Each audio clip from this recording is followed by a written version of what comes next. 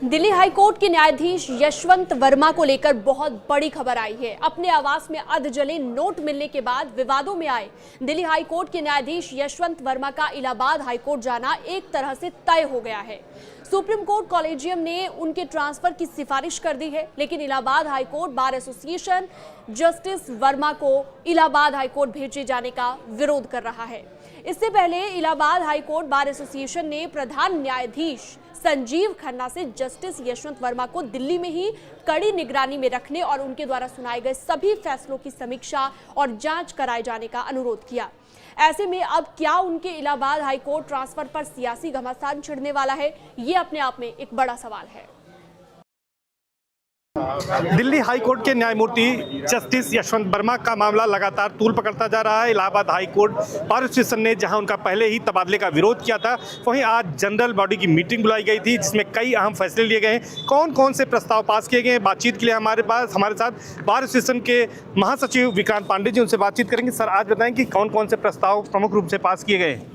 पहला प्रस्ताव तो हम लोगों ने पारित किया है कि अगर आगे चल करके भी किसी प्रकार का कोई प्रयास किया जाता है जस्टिस यशवंत वर्मा जी को यहाँ इलाहाबाद भेजने का, तो हम उसका पूरी तरह से पूर्ण आंदोलन के साथ उसका हम विरोध करेंगे और जिस हद तक हमें जाना पड़ा हम उस हद तक जाएंगे। जी, अन्य क्या मांगे हैं? अन्य मांगे भी हैं, क्योंकि पहले तो ये इस पर ज़रूरी ये है कि इसको लीपापोती करने का प्रयास शुरुआत से ही किया जा रहा था।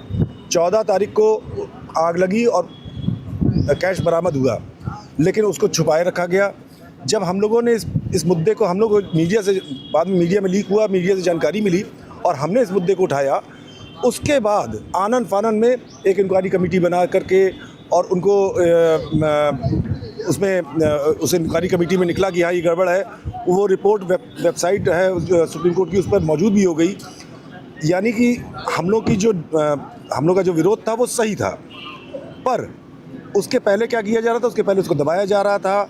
और जब लगा कि अब ये खुलने की बात आ रही है तो आनंद फानन को इलाहाबाद हाई कोर्ट भेजा जा रहा था, ट्रांसफ़र किया जा रहा था। तो ये सब बातें ये आगे भी होने की संभावनाएं हैं, इस पर हम लोग का विरोध है। आज जो 11 सूत्रीय आप लोगों का जो ये प्रस्ताव है, इसमें खासतौर पर प्रमुख क्या मांगे हैं? प्रमुख मांग हमारी एक तो ये है कि जो किन जिन जजों के यहाँ प्रैक्टिस कर रहे हैं, क्योंकि भ्रष्टाचार की जड़ में कहीं ना कहीं ये अंकल जजेस सिंड्रोम बहुत ज़्यादा काम करता है और इसलिए हम इसका विरोध कर रहे हैं कि अंकल जजेस अगर हैं, अगर किसी के किन यहाँ पर प्रैक्टिस कर रहे हैं तो वो यहाँ से ट्रांसफ़र किए जाएं, तभी इससे न्यायपालिका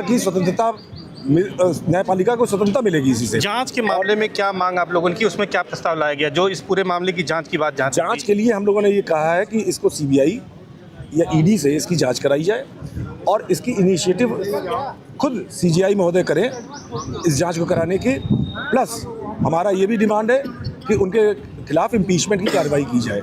जिस तरह की बात हो रही थी, पहले ही अधिवक्ता तमाम नाराज थे, महाभियोग को लेकर आए थे, किसको आज ये प्रस्ताव में किसको महाभियोग के लिए मांग की गई? किससे? चीफ जस्टिस ऑफ इंडिया से ही हम लोगों ने मांग किया, क्योंकि इस समय जो जितने भी न्यायालय हैं उनके सर्वा चीफ जस्टिस ऑफ इंडिया ही होते हैं। हमारी मांग उन्हीं से है कि वही इस पर कार्रवाई करें। सबसे पहले तो उनको पद से हटाएं और उनके खिलाफ इम्पीचमेंट की कार्रवाई लाकर उनको पद से हटाएं और प्लस ईडी और सीबीआई से उनके निष्पक्ष जांच करवाई जाए। क्योंकि एक आम आदमी के अगर घर पे ऐसा मिलता है तो तुरंत सीबीआई और ईडी को सौंप दिया जाता है, लेकिन एक जज के यहाँ मिला है तो क्या उनको सिर्फ इन हाउस जांच करके उनको छोड़ दिया जाएगा? ऐसा नहीं होना चाहिए। आज इस प्रस्ताव पास करने के बाद आप लोग सांकेतिक रूप से न्यायिक कार्य से विरत रहे, आगे कल का क्या रहेगा कार्यक्रम? कल से हम लोग काम करेंगे। हम लोगों ने ये टोकन स्वरूप में स्ट्राइक की थी और हम आगे से कल से हम काम कर रहे हैं। हमें कोई वो नहीं है, लेकिन हाँ, हमने एक संदेश देने के लिए हमने ये टोकन स्ट्राइक की थी।